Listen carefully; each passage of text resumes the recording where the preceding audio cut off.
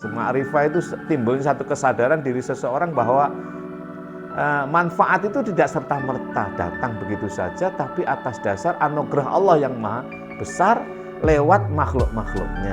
Sehingga lahirlah menjadi orang yang ini arif bijaksana, ya toh. Tidak arif bijaksini, tapi arif bijaksana. Lalu bisa berbaik pada apa siapa tanpa membeda, itulah ma'rifat. Karena apa? Karena timbulnya satu keyakinan. Ma'rifah itu menimbulkan satu keyakinan bahwa bagaimanapun, seperti apapun, kayak apapun, itu terjadi atas kehendak Allah. Lah, bagaimana kita meyakini, bagaimana kita mensikapi, bagaimanapun, seperti apapun, kayak apapun, itu terjadi atas kehendak Allah, itu disebut dengan musyahadah. Ya toh? Lalu bagaimana kita mensikapi, bagaimana kita mengfaktualisasi, menghakikat terhadap kejadian itu, namanya muraqabah.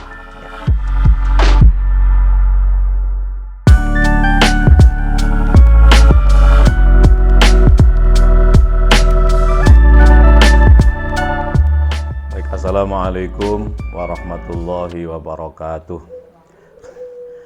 Alhamdulillahilladzi nazzalal furqana ala abdihi liyakuna lil alamina nazira.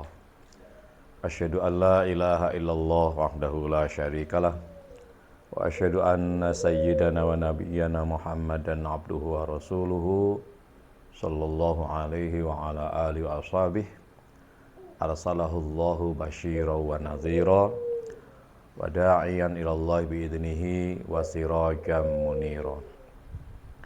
Allahumma salli wa sallim wa barik ala habibina wa syafi'ina qurrati a'yunina wa maulana Muhammad ibn Abdullah wa ala alihi wa ashabihi wa asba'ihi wa man tabi'a hudahu ila yaumil qiyamah. Amma ba'du, anak-anakku semuanya, para santri, baik unusa, baik putra maupun putri, dimanapun Anda berada, kita lanjutkan kajian kita atau muhadharah kita, kuliah kita yang ke-134 ya. Muhadharatu mi'atin warrabi'ah wathalathina. Saya akan segera masuk pada pembahasan sholat thariqah. Sholat syariah sudah kita bahas beberapa hari yang lalu. Lalu kita sudah masuk pada sholat thariqah. Sholat thariqah rukun qauli, jumlahnya 5 sudah selesai, yaitu takbiratul ihram, fatihah, tahiyat, sholawat, salam sudah kita jelaskan pada beberapa pertemuan yang lalu. Namun karena ada beberapa pertanyaan yang kita skip, itu belum masuk pada rukun fi'li atau apa itu, pembahasan sholat thariqah pada rukun fi'li. Baik. Tapi kali ini saya juga masih ditanya lagi, Tapi saya akan berupaya untuk menjawab singkat itu loh ya. Terkait dengan ini. Karena yang bertanya itu Kang Kamera itu loh. Kang Kamera bertanya, kan kemarin sempat share apa itu semacam cover ya. Cover kepada thumbnail daripada salah satu video atau konten kepada keluarganya yang notabene-nya adalah para kiai dan para gus-gus ya. Nah, kebetulan Kang Kamera ini kan keluarga kiai, keluarga semua punya pesantren Al-Quran, mulai dari Ciamis sampai Blitar, Kediri, Tulungagung. Jadi semuanya punya pesantren. Ya, baru di-share thumbnailnya dengan tema apa itu, dosa jariah itu tidak ada, terus dan bertentangan secara substansi terhadap ajaran Al-Quran dan hadis. Nah, transfer of dosa itu ada dalam Al-Quran dan hadis. Itu baru covernya yang di-share. Nah, terus coming soon on channel YouTube Yaimin Official itu. Itu baru thumbnailnya itu sudah banyak yang memberikan komentar artinya sudah menanggapi gitu loh, sudah menanggapi ini panjang lebar kitabnya, buku-bukunya, pendapat ulama, ayat Qur'annya keluar semuanya gitu.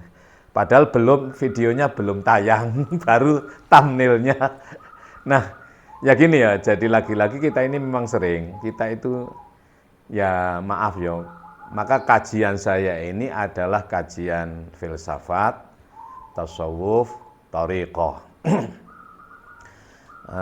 Filsafat sebagai analisa atau pisau analisa menggunakan 3 pendekatan, yaitu ontologis, epistemologis, aksiologis. Tidak bicara filosof ya, tidak bicara hedonisme, materialisme, tidak. Jadi kita hanya menggunakan parameter atau pisau analisa, alat untuk menganalisa, yaitu ontologis itu bicara apa, epistemologis itu bagaimana, aksiologis itu untuk apa. Itu kalau filsafat kan hanya itu. Nah, kalau tasawuf itu objeknya 5, yaitu iman, ilmu, nikmat, takwa, dan nafsu yang harus dikendalikan. Nafsu 1, pekerjaannya 7. Ya. Nafsu itu 1, pekerjaannya 7. Yaitu ammarah bisu, lawamah tidak boleh, 2 ini agar supaya mulhamah, lalu mutmainnah, radiyah, mardiyah, kamilah. Lalu thariqah. Nah, thariqah itu tidak sekedar filsafat. Thariqah itu syariah, itu ontologi, thariqah itu epistemologi, hakikat itu aksiologi. Lalu ma'rifah itu kesadaran diri akan seseorang, akan nilai manfaat itu tidak serta-merta datang begitu saja, tapi atas kesadaran komunal bahwa manusia itu madaniyun bitom'i, tidaklah. Dan itu dicipta oleh Allah, lalu meningkat menjadi ikon. Nah, itu. Jadi kalau thariqah itu tidak sekedar aksiologi, tapi aksiologi plus. Maka syariah, thariqah, hakikat, ma'rifah, lalu ikon. Nah, kajiannya itu, maka kajian kami di kajian Yaimim Official ini adalah filsafat, tasawuf, thariqah. Nah, thariqah itu pilarnya 4 itu untuk ikon. Syariah, thariqah, syariah itu bicara realitas, bicara al-amal al-zawahir, lalu thariqah itu bicara al-iman, itu faktualitas, fakta diri, hakikat itu bicara konstruk, ya, lalu konstruk diri, lalu ma'rifah itu sudah di atas itu, di atas ma'rifah itu timbulnya satu kesadaran diri seseorang bahwa manfaat itu tidak serta-merta datang begitu saja, tapi atas dasar anugerah Allah yang maha besar lewat makhluk-makhluknya, sehingga lahirlah menjadi orang yang ini arif bijaksana, gitu. Tidak arif bijaksini, tapi arif bijaksana, lalu bisa berbaik pada apa siapa tanpa membeda, itulah ma'rifah. Karena apa? Karena timbulnya satu keyakinan, ma'rifah itu menimbulkan satu keyakinan bahwa bagaimanapun, seperti apapun, kaya apapun, itu terjadi atas kehendak Allah. Lah, bagaimana kita meyakini, bagaimana kita mensikapi, bagaimanapun, seperti apapun, kaya apapun, itu terjadi atas kehendak Allah, itu disebut dengan musyahadah. Ya toh? Lalu bagaimana kita mensikapi, bagaimana kita mengfaktualisasi, menghakikat terhadap kejadian itu, namanya muraqabah. Ya toh? Dari inilah akan melahirkan berikutnya namanya wa'bud rabbaka hatta ya'tiyakal yaqin. Dalam surat Al-Hijr, surat 15 ayat 99. Jadi tertunduknya diri kita, nafsu yang jumlahnya 7 tadi, apa yang ditundukkan, apa yang dipimpin? Amarah besok jangan, ya toh. Lawamah tidak boleh diikuti agar mulhamah. Mulhamah ini diikuti agar menimbulkan mutmainnah sehingga menjadi radiyah, mardiyah, kamilah. Ini wa'bud rabbaka, tundukkan dirimu, nafsumu itu, perhambakan dirimu kepada Tuhanmu sehingga kamu akan datang pada dirimu keyakinan yang seyakin-yakinnya. Itu kajian thariqah. Baik. Terkait dengan pertanyaan tadi kembali, baru melihat thumbnailnya sudah banyak. Lah, ini kita ini memang sering pada tataran syariah ini. Pada tataran syariah, baru mendengar kata-kata itu sudah Misalnya kan saya sering mencontohkan Surabaya 85 kilo itu sudah geger, sudah salah. 85 kilo itu salah, saya tahu itu hanya 25 kilo. Terus yang Surabaya 85 kilo tunjuk arahnya ke utara, wah itu tidak benar. Yang benar itu tunjuk arah ke selatan. Nah, kenapa? Yang 85 kilo tunjuk arah ke utara berada di Malang, yang 20 atau 15 kilo tunjuk arah ke selatan berada di Gresik. Ini tengkar itu loh, ini perkara beda ini beda. Lah, terus ono dalil ini menunjukkan dalil ini ya. Sama dengan kita sering mencontohkan ini kambing gule babi, misal masakan gule babi, terus cap kopiah haji misalnya, masakan guling daging guling babi, cap kopiah haji. Nah, yang dilihat itu cap kopiah hajinya, bungkusnya ono kajine. Wah, cape ku kopiah haji putih apik, botole bungkusnya apik, terus tulisannya itu guling babi lezat, ini ngesor cilik ngono. Nah, ya babi guling. Nah, kita udah cap ane ku. Misal tulisan masakan enak lezat ngono ya. Cap masakan enak lezat, cap kopiah haji. Ono kopiah putih ini. Terus itu, wah enak itu. Lah, langsung tidak dilihat. Ternyata masakan enak itu di bawah ada tulisan terbuat dari daging babi yang berusia sekian. Nah, itu. Sama dengan kita sering bilang, kamu pilih mana? Minyak misik cap celeng dengan minyak babi cap sajadah misalnya. Misalnya minyak babi cap Ka'bah ya dengan minyak misik cap celeng lah. Ini kan kaitannya dengan ini orang-orang sesepuh kita sering menganalogikan, membuat satu kias bahwa dakwah di Indonesia ini dulu kan itu ya, di Indonesia itu sebenarnya kata para sesepuh ajaran agama itu sudah jalan, hanya namanya belum itu, capnya belum. Orang-orang itu sudah di desa-desa itu sudah sopan santun, gotong royong, itu kan Islami. Hanya belum tahu mereka dalilnya apa, itu aja loh. Kalau ada tamu itu kan ada istilah gupoh, terus lungguh, sugo, ya tak ikramudhuf kan itu. Gupoh itu apa ya?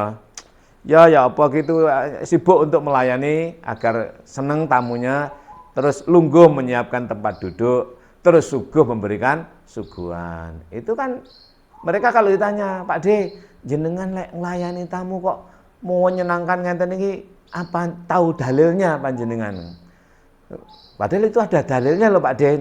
Enggak roh Bang ya. Ada dalilnya itu. Mangkana yu'minu billahi wal yaumil akhir falyukrim dhaifahu. Kan itu kan?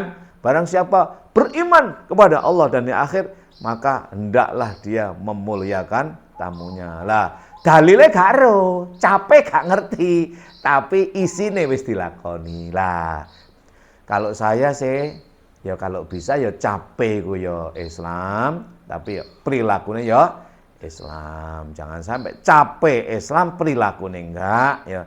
Atau sebaliknya, lek perilakunya Islam capek belum ya enggak apa-apa, itu proses dakwah. Ya lek iso ya kabeh ya capek ya Islam, capek ya Ka'bah, minyak ya mesik ya.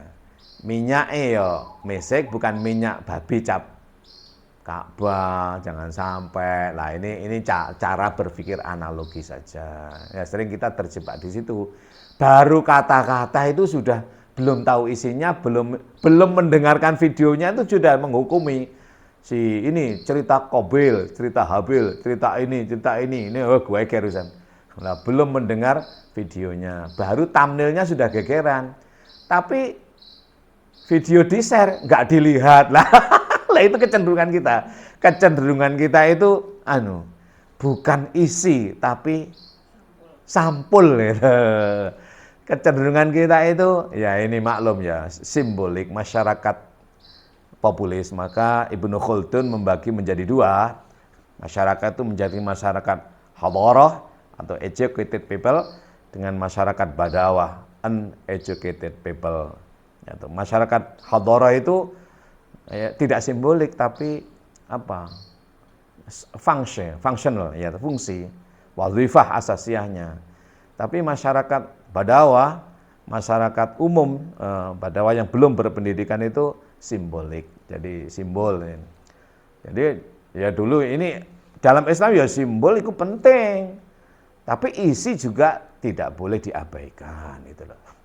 Coba kita misalnya pergi ke pesantren mana gitu. Dulu waktu aku masih kecil ya, misalnya datang ke pesantren kok nggak pakai ketu ya bahasa Blitarnya atau kopiah, wah itu nggak boleh sama kiainya masuk. Nah, itu dianggap kurang sopan atau tidak Islam itu ya. Nah kalau sekarang ini sudah yang datang itu banyak yang nggak pakai kopiah. Dulu pada tahun 80-an ya, 80, 83 itu, 80, 81, 82, 83 itu. Itu datang masuk pesantren nggak berani nggak pakai kopiah itu. Wah, bos pokoknya kopiah menjadi wajib. Walaupun pakai kaos pendek begini, kopiahnya wajib dipakai. Nah sekarang ini kemarin waktu saya diundang ke sana itu, wah yang datang jangankan ya itu ustadz-ustadznya udah banyak nggak pakai kopiah. Jadi ya bedalah ya. Artinya apa? Ya simbol itu penting, tapi masyarakat educated people semakin fungsional, semakin functional. Tidak lagi simbolik ya, simbol menjadi kurang, tapi penting ya, simbol itu penting, tapi jangan terlalu simbolik itu.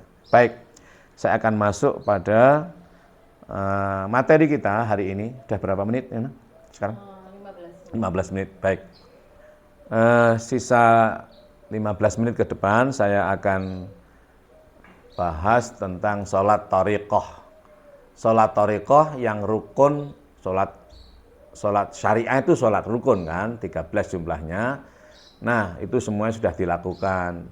Sholat syariah itu kan itu sholat rukun, 13 rukunnya ketika dilaksanakan. Terkait dengan waktu yaitu maghrib, isya, subuh, zuhur, asar. Terkait dengan bilangan maghrib 3, isya 4, subuh 2, zuhur 4, asar 4. Nah sekarang sholat thariqah, bagaimana masing-masing rukun itu dan juga waktu serta bilangan itu ditorikoi. Apa ditorikoi itu? Maksud. Ya. Kalau syariah itu lafadz, kalau torikoh itu maksudnya. Nah sekarang yang pertama rukun fi'li. Rukun fi'li qiyam, ya toh. Rukun fi'li jumlahnya 6, yaitu qiyam, ruku', i'tidal, sujud, duduk di antara dua sujud, dan duduk akhir. Ya. Masing-masing gerakan rukun fi'li ini apa maksudnya? Ini dikaji dalam ilmu thariqah, aspek faktualisasi. Kalau pokok ruku'e bener ya ruku' yang namanya qiyam itu kayak apa? Pokok berdiri, itu syariah. Ruku' itu seperti apa? Ya pokok ningkluk ojo dibalik, itu syariah, gitu. I'tidal seperti apa? Bangkit kan? I'tidal bangkit yang ngono kuwi. Sujud seperti apa? Anggotanya 7. Nah, itu syariah, pokok ini 7 nemplek. Nah, nanti ada sebenarnya yang disujudkan itu apanya dan untuk apa serta bagaimana, itu dibahas dalam ilmu thariqah. Baru nanti pada untuk apa, agar supaya apa, itu hakikat nanti. Gitu. Sekarang saya akan bahas qiyam. Qiyam itu berdiri, gitu. Qiyam itu berdiri, rukun fi'li qiyam. Ya, ada 6 kan? Saya ulangi 6 kan? Qiyam atau berdiri tegak, rukuk yang kedua, ketiga i'tidal, keempat sujud, kelima duduk di antara dua sujud, dan keenam adalah duduk akhir. Masing-masing kita bahas satu persatu, nanti sampai selesai. Baik, yang pertama adalah qiyam. Coba kita cek ya, kita cek dalam surat Al-Baqarah, surat kedua ayatnya berapa ya, lupa saya. 42 ya. 42, 43, 44, 45, 46 ya. Pertama ayat-ayat awal-awal itu. Auzubillahi minasyaitonir. Wala talbisul haqqo bil batili wa taqtumul haqqo wa antum ta'lamun wa aqimus sholata wa atuz zakata warka'u ma'ar raki'in. Ata'muruna an-nasa bil birri wa tansawna anfusakum wa antum tatlunal kitab afala taqilun. wasta'inu bisabri wassalah wa innaha lakabiratun illa 'alal khashi'in alladzina yadhunnuna annahum mulaqu rabbihim wa annahum ilaihi raji'un. Benar, Mas? Betul ya? Ayat berapa itu? Ayat 42? Ya, yang pertama. Wala talbisul haqqo bil batili wa taktumul haqqo wa antum ta'lamun. Nah, ini awalnya. Coba kita lihat. Nanti kaitannya wa aqimus sholata wa atuz zakah warka'u ma'ar raki'in. Sebenarnya ini ayatnya yang langsung dilalah atau madul kepada qiyam itu ini wa aqimus sholah. Tegakkan sholat, wa atuz zakah warka'u, baru kamu bisa ruku itu. Wa aqimus sholah. Nah, nanti kita bahas dulu dari awal. Wala talbisul haqqo. Coba kita perhatikan ayat ini menggunakan wala talbisu. Janganlah kamu memakai baju kan, libas kan. Ya, ini kiasan. Jadi gini, kalau thariqah itu pendekatan thariqah itu maksud. Bukan lagi teks, bukan lagi lafaz, tapi maksud. Bukan terjemah, bukan translating, tapi maksud di balik itu kan, di balik kata. Sambil juga menganalisa kata per kata. Maka seperti saya katakan, sering saya sampaikan, Asy-Syaikh Al-Kabir, Syekh Muhyiddin Ibnu Arabi dalam Futuhat Makkiyahnya itu menawarkan pendekatan kita dengan metafora simbolik atau simbolik metaforik, bahwa teks itu harus dipahami sebagai simbol yang bermakna kiasan. Lah, untuk mendapatkan makna kiasan diperlukan berbagai piranti pengetahuan alias kecerdasan itu ya.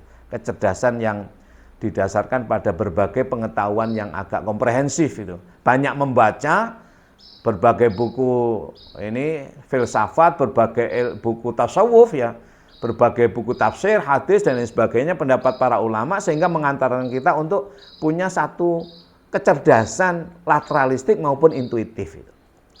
Jadi bagaimana kita itu bisa menangkap maksud daripada teks itu?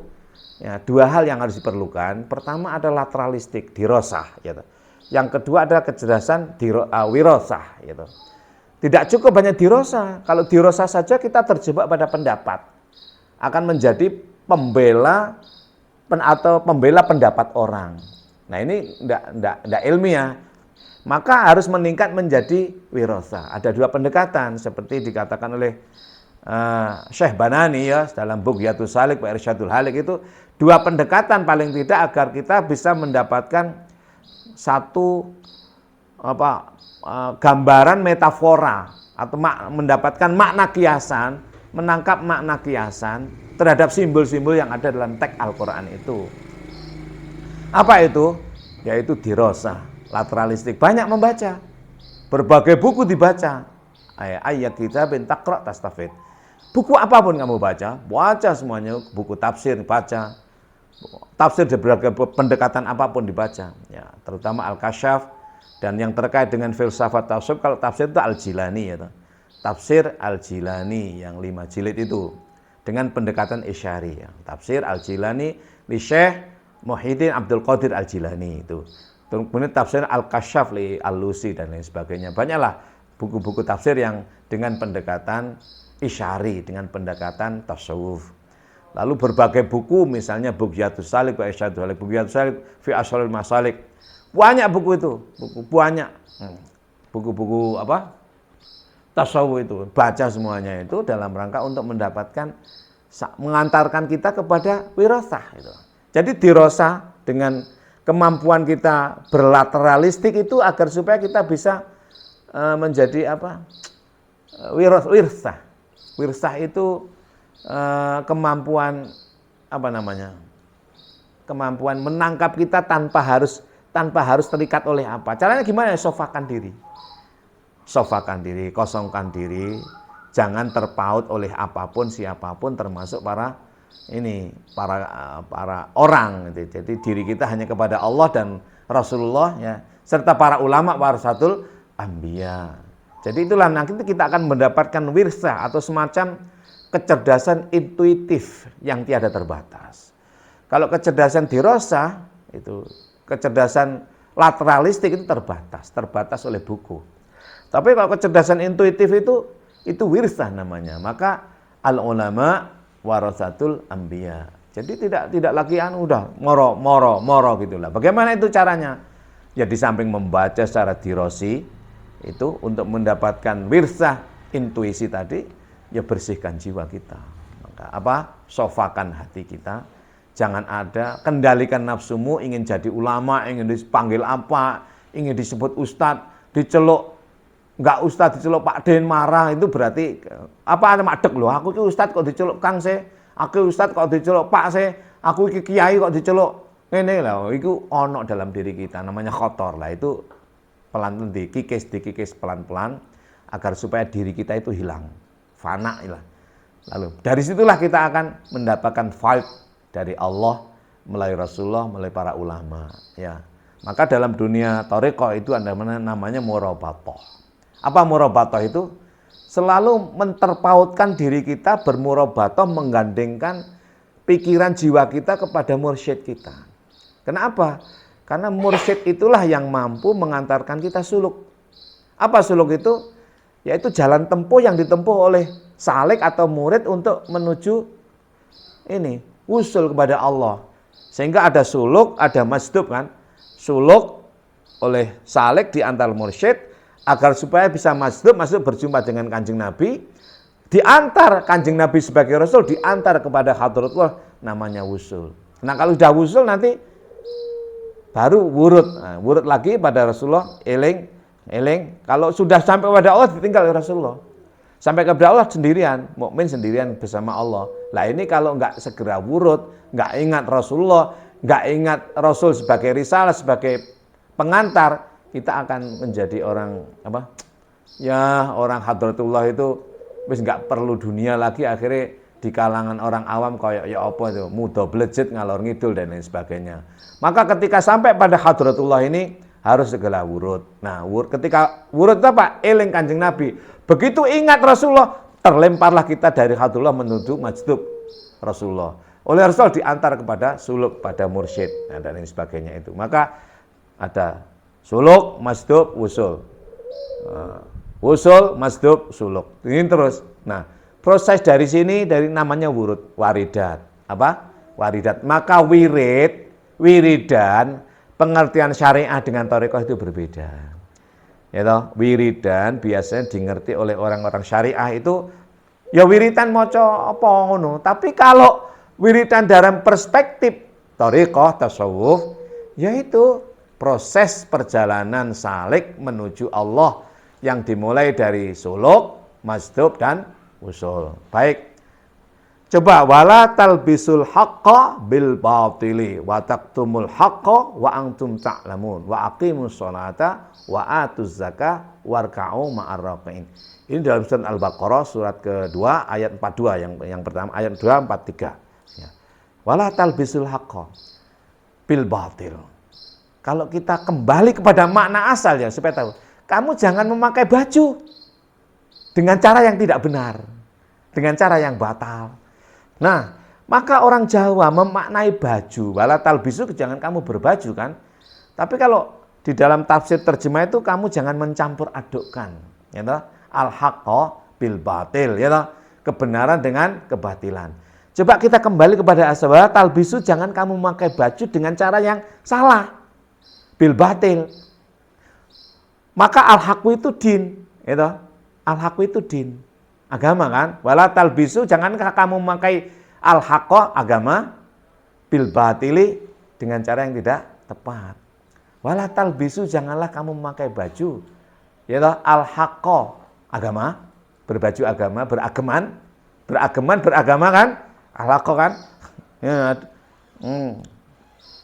Wallazi arsala rasulahu bil huda wa dinil haqq. Nah, al-haqq itu din. Liyuzhirahu ala dini kulli wa kafa billahi syahida. Maka al-haqqu itu al-dinu. Al-haqqu al-dinu, ya toh? Huwallazi arsala rasulahu bil huda wa dinil haqq liyuzhirahu ala dini kulli wa kafa billahi syahida. Maka ayat ini bertanasub dengan ini dalam surat Al-Fatah, ayat terakhir itu sebelum akhir. Ya, Al-Fatah itu surat ke-48 ya toh? Ya, sebelum akhir itu Maka yang dimaksud dengan al-haqqu itu adalah agama. Din. Bahasa agama pun itu ya kenapa yo? Orang Jawa memaknai itu dengan ageman kan, baju kan. Janganlah kamu memakai baju agama, berbaju agama dengan cara yang tidak tepat. Kenapa? Bajumu itu ukuranmu berapa? Ya toh? L kan? Artinya apa? Orang berbaju itu ketepatan. Orang beragama itu ketepatan. Tidak hanya benar saja, tapi harus juga ketepatan. Baju itu kebenaran, ketepatannya ukuran, gitu kan? Baju itu kebenaran, jangan sampai kamu nggak berbaju. Kamu harus berbaju dengan cara yang tepat. Jangan sampai kamu memakai baju ageman dengan cara yang batal alias tidak tepat. Maka baju adalah kebenaran, realitas. Ini baju ini bajunya ini cara memakainya harus dengan tepat. Apa? Lengan digawe lengan, kelambi digawe kelambi, baju apa? Celana gawe celana, celana dalam gawe celana dalam. Itulah baju namanya ageman, agama secara tepat. Maka dalam berageman itu ada yang zahir. Yang zahir mbok ketokne enggak apa-apa. Sing batin aja. Sing batin neng jero, sing zahir neng jaba, ya toh. Islam itu apa? Islam itu yang zahir, boleh ketok. Ning ojo mbok ketok-ketokne. Ketoke kudu atas cerminan akhlak takwa yang ada dalam hati. Maka wa may yu'azzim sya'airallahi fa innaha min taqwal qulub. Maka itu dalam surat Al-Hajj ayat 36, surat 22 ayat 36. Maka hendaknya yang kita agung-agungkan, yang sing kena diagung-agungkan kan syair. Apa syair itu? Ya yang zahir ini, diapii, disetelika dan sebagainya. Iku jangan sampai tidak muncul dari takwamu yang di dalam. Jadi ini kebenaran, realitas, maka memakainya harus ketepatan thariqah, namanya faktualitas. Bingung enggak ini ya? Enggak kan? Baju ini syariah, memakainya itu ketepatan thariqah. Gimana itu? Ya baju itu gaya baju, lengan gaya lengan. Terus ada ukurannya, masing-masing orang berbeda. Yaitu pantese dan lain sebagainya. Ini dibahas dalam ilmu thariqah. Maka sing penting berbaju. Nah, kemudian sing penting berislam dulu. Perkara kayak apa memakainya ukurannya beda-beda kan? Gitu. Ukurannya beda. Aku L, kadang SL. Sampean misalnya M atau S atau bahkan SL. Jangan memaksakan.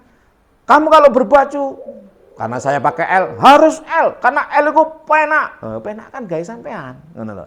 Penak kan gaya saya, belum tentu untuk kamu. Ini bahas dalam thariqah. Wala talbisul haqqa bil batil. Nah, kenapa? Kalau kamu memakai baju secara tidak tepat itu menunjukkan bahwa kamu itu wataktumul wala talbisul haqqo bil batil wataktumul haqqo wa antum ta'lamun. Alias kamu sebenarnya itu mengingkari agama sehingga kamu itu tahu. Kalau kamu memakai baju berageman secara tidak tepat, sebenarnya kamu itu tidak beragama alias menyembunyikan agama alias berkhianat pada agama dan kamu itu tahu. Coba, ini yang pertama. Jadi surat Al-Baqarah ayat 42 ini agar supaya kita bisa wa aqimus shalah wa atuz zakah warka'u ma'arrakin. Untuk tegaknya, untuk qiyam ini, yang pertama kali kita harus wala talbisul haqqa. Jangan sampai kamu memahami baju itu hanya syariah saja. Jangan sampai kamu memahami agama itu hanya baju saja, tapi tidak kamu pakai secara tepat. Maka ketepatan itu ada ukuran, ketepatan itu ada tempat dan juga pas, gitu. Pas sehingga menjadi puas. Puas itu thariqah. Barangnya baju syariah. Ketepatannya adalah thariqah. Nah, baru kalau ini secara tepat, ya. Kalau kamu nggak begitu, memakai baju secara batil, alias tidak tepat, alias ngayal-ngayal, kon kudu gawe baju, misalnya, wong Jawa, kowe kudu gawe jubah, soalnya jangan dong, wong Jawa kan gawe sarung, ya toh. Ya, maka ketepatannya sesuai dengan budaya. Di sinilah mau tidak mau, Islam itu harus mau bersentuhan dengan budaya. Karena budaya itu selama tidak bertentangan. Loh, sekarang gini, kenapa orang Jawa itu pakai sarung? Gitu. Kalau orang-orang Arab pada umumnya pakai jubah. Nah gini loh, orang Jawa Indonesia pada umumnya bermadzhab Syafi'i, gitu. Sedangkan orang-orang Arab seperti Saudi dan lain sebagainya itu kan bermadzhab Hambali, gitu. Itu tawaruk duduk akhirnya itu kalau orang Indonesia Syafi'i itu tawaruk ya duduknya. Duduk akhir itu tawaruk kalau orang Syafi'i. Yang bermadzhab Syafi'i duduk akhirnya tawaruk bagi yang sempurna lah bisa ya. Nah sedangkan Hambali enggak iftiros. Nah, makanya enggak ada beda antara duduk akhir gitu dengan duduk akhir pada iftiros kalau Hambali itu. Iftiros itu dua kakinya di atas bokong. Kalau tawaruk itu di bawah itu. Lah kalau kamu pakai jubah itu nekan di sini, ya enggak? Ini kalau pas kayak itu ketekan. Tapi kalau sarung enak. Nah itu saya kira juga hasil produk budaya yang sangat mempertimbangkan local wisdom serta tidak bisa lepas dari satu keyakinan atau kepercayaan terhadap madhab tertentu, madhab dalam beragama, terutama madhab fikih dalam menjalankan ibadah yang bersifat zahir itu. Gitu. Saya kira begitu ya. Jadi yang pertama kali agar supaya kita bisa masuk pada qiyam secara bagus, pertama harus dipahami kamu jangan cara beragamamu harus tidak hanya beragama saja, tapi harus beragama secara tepat. Ojo syariat bloko, ojo meng beragama syariat tok, ojo gegeran perkara gerakan zahir, tapi ayo melebu masuk pada berikutnya. Yang zawahir itu harus dimaknai sebagai, ditangkap juga sebagai maksud. Saya kira cukup begitu. Ini nanti habis ini kita masuk. Ini ada accident, grek. Ya. Nanti kita masuk pada pertemuan 135 kita akan masuk qiyam. Ya, wa aqimus shalah wa atuz zakah. Untuk bisa wa aqimus shalah wa atuz zakah dan kemudian warka'u ruku', qiyam kan yang pertama, ruku' kan? Maka qiyam itu harus wala talbisul haqqo bil batil wa taqtumul haqqo wa antum ta'lamun. Jadi sekali lagi bukan terjemah ya, tapi maksud, ya maksud kata. Saya kira begitu dulu ya. Sudah berapa menit nah? 36. Kita akhiri dulu. Wal afa minkum. Wallahul muwaffiq wal hadi ila sabilir rasyad. Assalamualaikum warahmatullahi wabarakatuh.